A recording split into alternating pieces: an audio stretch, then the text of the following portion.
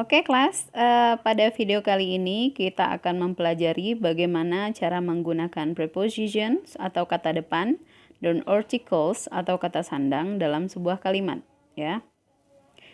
Well, before we come to the way to compose them in a sentence, let's discuss a brief about prepositions, ya.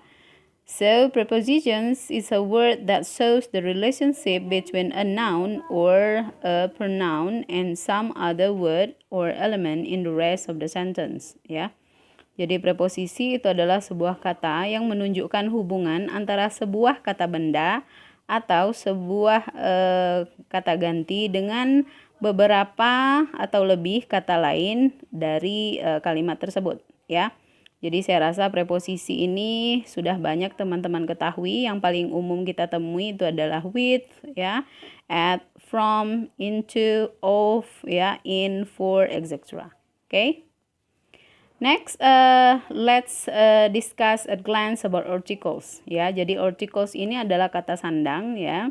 Articles go before nouns. Biasanya digunakan sebelum kata benda, ya. Seperti halnya adjectives, ya.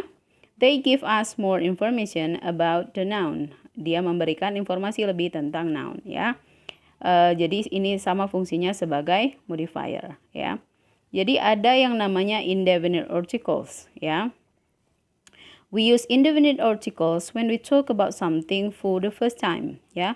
Ketika kita menyebutkan sesuatu untuk pertama kalinya, maka kita gunakan indefinite articles.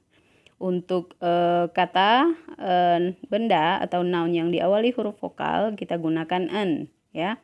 Tetapi jika diawali huruf konsonan kita gunakan ya. Tapi di sini ada satu catatan, ya. Jadi kalau huruf H itu memakai an karena H dianggap silent consonant, ya. Jadi misalnya mau bilang 1 jam itu an hour, ya.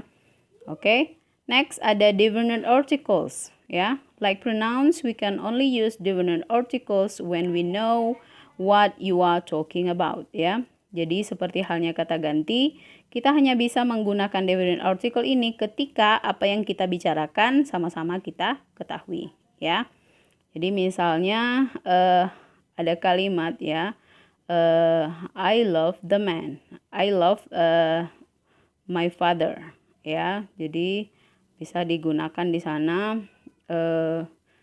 She is the man that very precious in my life, ya.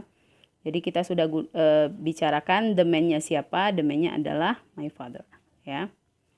Oke, sekarang bagaimana kita menggunakan preposisi dan articles dalam satu kalimat, ya. Jadi ini ada contoh, ya, potongan-potongan frase, ya. Jadi misalnya ada preposisi in, ya, ada articles diikuti noun book. Jadi bisa in a book, contohnya in a newspaper, in a magazine, ya.